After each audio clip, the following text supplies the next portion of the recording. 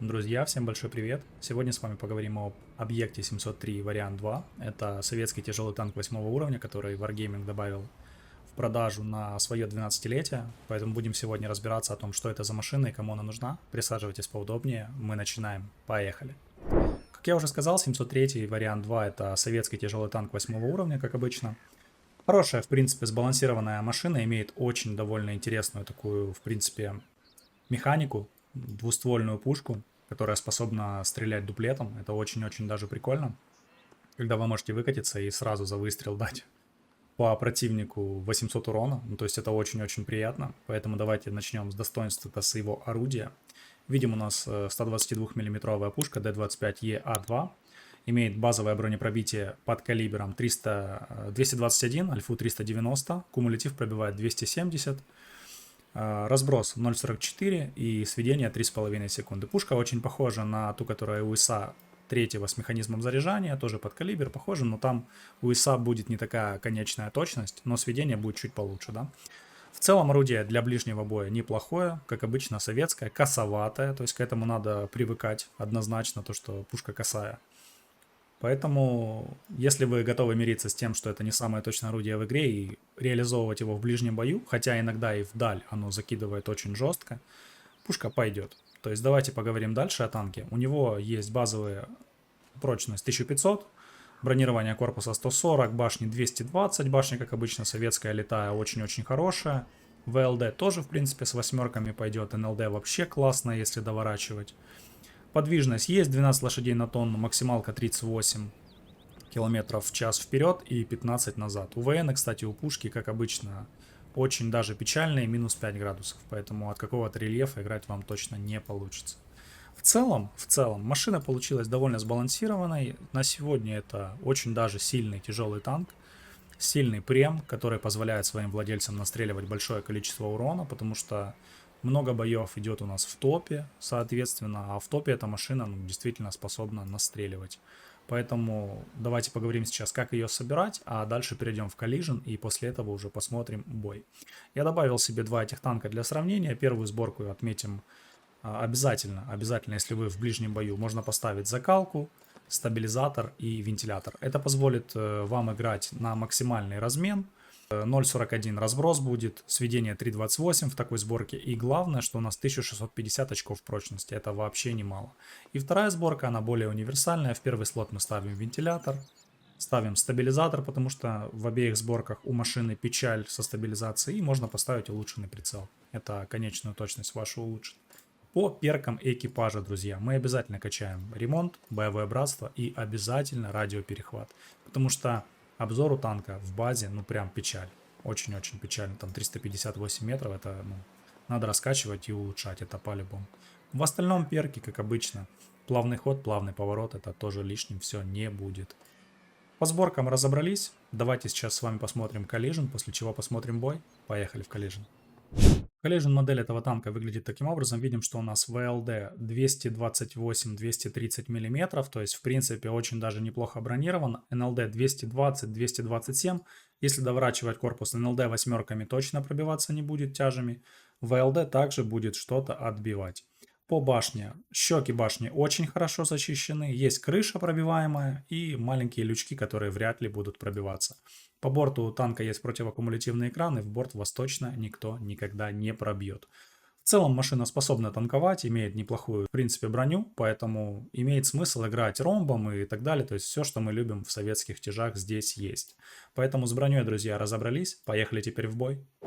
Бой, друзья, у нас на карте Ласвиль. Видим, что по сборке у него идет по оборудованию вентилятор, улучшенный прицел и стабилизатор. В принципе, для этого танка это вполне рабочий, так сказать, сетап оборудования. Почему нет? Для конечной точности он отлично подходит.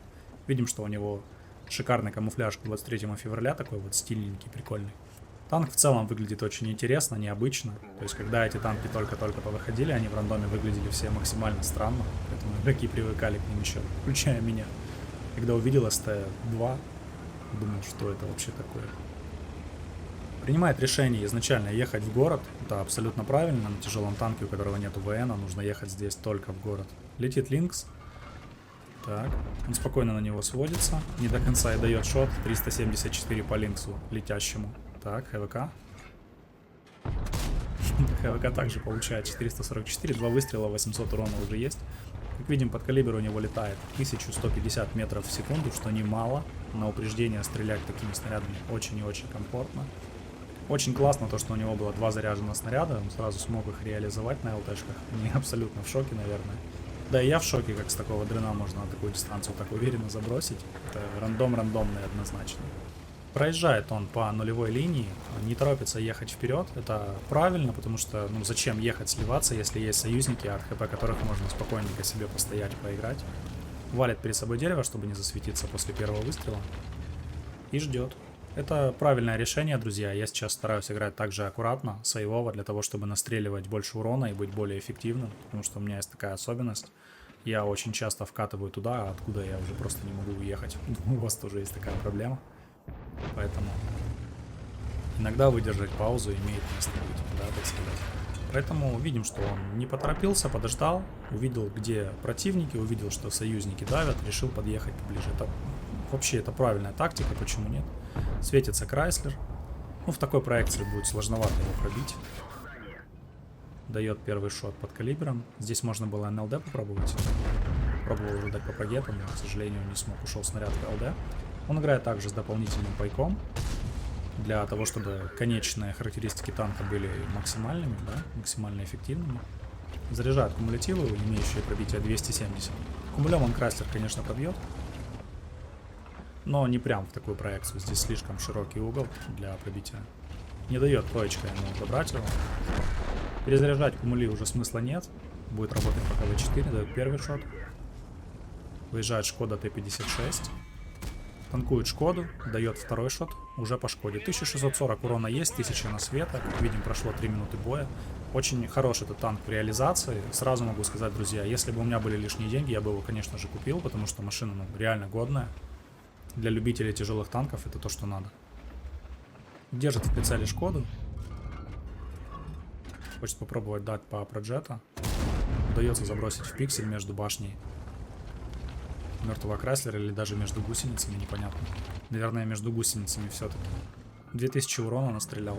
Неплохо он здесь стоит, уверенно их разменивает. Пока что стреляют кумулями. Ну, с другой стороны, в принципе, почему нет?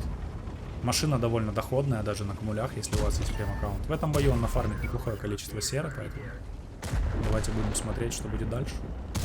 Добирает проджета, остается один против Шкоды. Видит, что за спиной у него находится шведская ПТшка. Чешская, прошу прощения, ПТшка. ШПТКПТ ТВП. Имба. Знаю, что прочитал название неправильно, но тем не менее. СХПТ КТВП.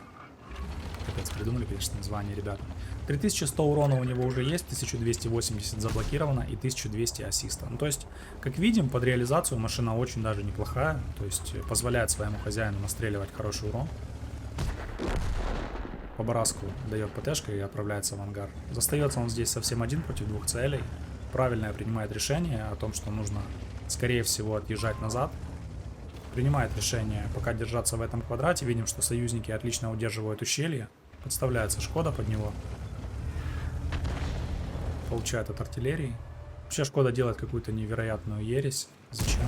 Получает первый шот. 550 очков прочности остается у Шкоды. Как видим, перезарядка довольно-таки быстрая у машины. Дает еще один шот по Шкоде. Также у него есть второй выстрел. Шкода психанула, решила поехать вперед. Добирает его вторым снарядом. Как видим, танк очень такой, как я уже говорил, прост в реализации. 2 снаряда. Почти как барабан. Только ситуация в том, что можете одновременно дуплетом пульнуть. Принимает решение проехать вперед. Здесь пока, к сожалению, никто у него не светится. Но, тем не менее, это верное решение. Ждем союзный подсвет.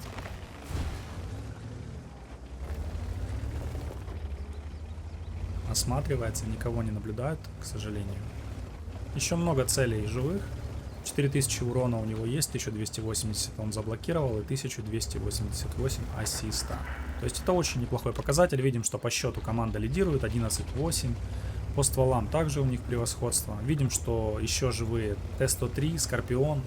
Т-103 также опасная довольно ПТшка, может неприятно ему пробросить. Довольно пробивное у нее орудие, что в принципе он и делает.